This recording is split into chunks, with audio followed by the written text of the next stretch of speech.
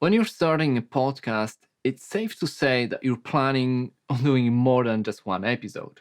And in this video, I want to introduce you to the concept of templating and why it's so important for podcast production.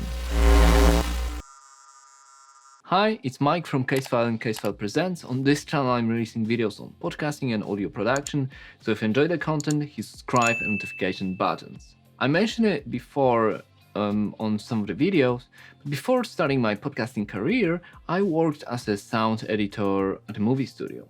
To be more specific, my role was in international sound department, and that meant working on dubbings for theatrical releases and other releases around the world. And dubbings, well, essentially is replacing the original dialogue of the movie with a dubbed language of the country where the movie would be released. Now, in that kind of situation, the guidelines are strict, and not only you've got to keep the original M&E, and that stands for music and effects of the movie, but also the dubbed language must resemble the original as closely as possible.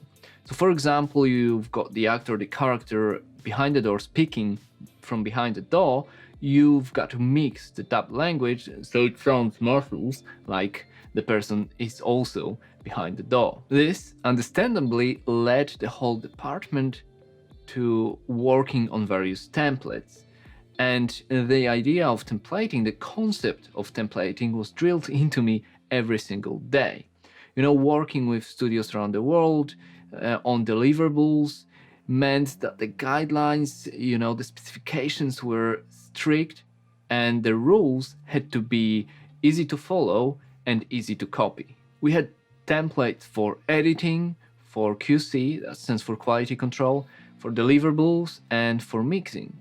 And everything had to work as a well-oiled machine, working on a very tight deadlines. Because if you think about it, the dubbings, they sit on the very end of production in the whole movie pipeline.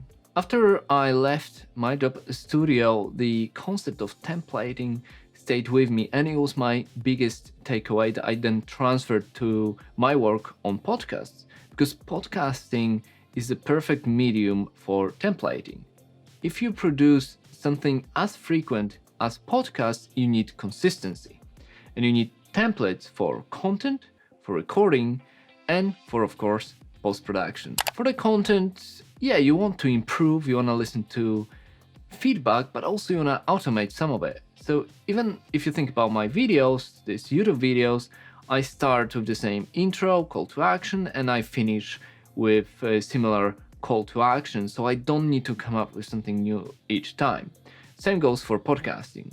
So when we take Casefile as an example, each episode starts with a sound effect, sort of flatline sound effect, then we go into content warning, then the intro of the episode, we go then into theme music of it's always the same, then into the episode until mid-roll break. After mid-roll break, we got the second half of the episode, and then the theme music once again. Recording needs templates as well, both digital and physical.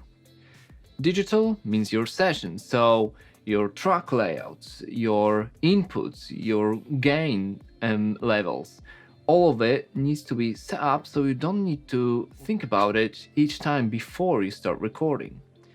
What I mean about physical templates? Well, I mean stuff like your audio interface, your microphone, gain levels on your hardware, even things like the distance from the microphone that you're speaking to, the way you sit, or maybe the way you stand, what hour you record.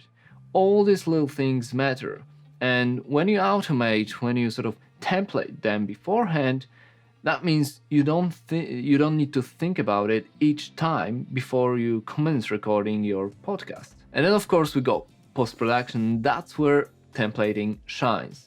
So you got your session with your EQs, compressors, limiters, reverbs, you set up your signal flow, so it's all automated. You don't have to think about it when you're editing, when you're mixing, when you're mastering. And it also means that the episodes sound the same. And then, yeah, you will upgrade your templates from time to time, but automating it, templating it makes the whole process so much easier. I have the same template that I use for all my podcasting work, but that session went through so many changes over the years. That also meant the sound of my work changed. Day-to-day activities, yeah, I'm stuck to the same settings. It's only when I upgrade my system or my gear then I update my templates.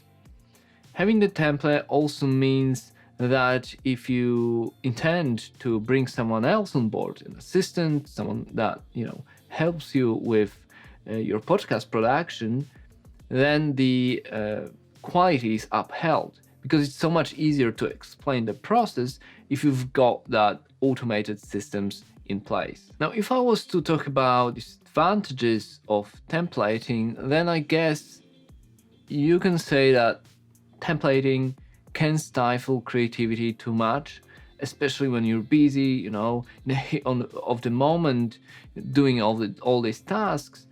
You don't really tend to experiment as much when you can rely on your templates rather than if you were start from scratch.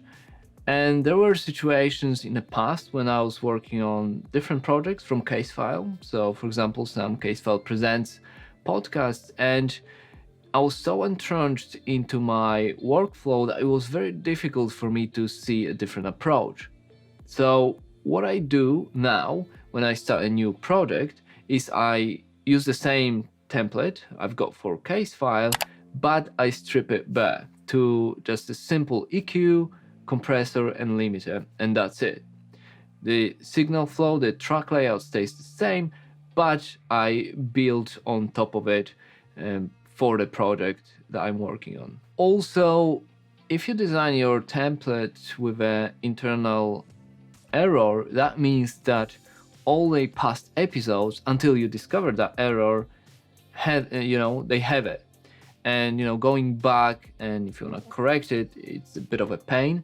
That happened to me in the past, but essentially it's not such a big problem in podcasting, because with podcasts the signal flow is quite simple.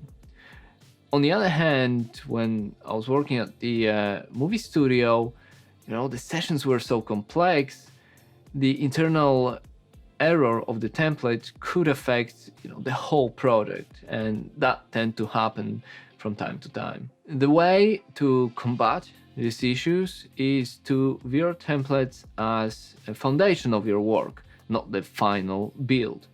And even now, my templates are quite optimized. I still tinker during editing, during mixing, during mastering with each episode, so they do sound slightly different.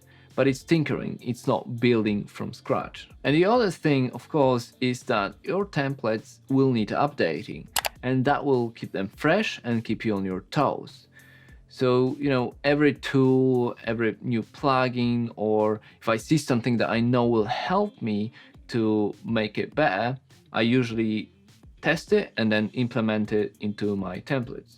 After over 5 years of working on Casefile and podcasts, I'm now on version 15 of my templates. And I keep all the older versions. And if you go through them, if you look at the first one and the last one, everything changed. The mixing plugins, mastering plugins, reverbs, completely different. And the only thing that stayed consistent is the main software of my choice, which is Avid Pro Tools. So when I see there's a new plugin or update, I usually get it straight away, watch some video tutorials online, and implement it into a new version of my template. I usually rebuild my templates at the end of the year when we've got a few weeks off from releasing Casefile episodes. Sometimes I do it mid-year, or when there's a big update, then I try to find some time and then do it straight away, implement these changes straight away. And by now you can probably tell I'm a big believer in templates. I think it's a great habit to have, especially if you want to work in podcasts. Because it doesn't matter if you want to work on ongoing show, like a weekly show, or just release a limited series of 10 episodes and that's it. Consistency will still be the key to success.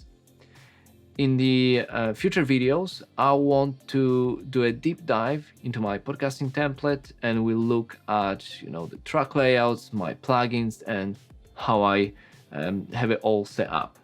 But that's it for today. I'm Mike Migas.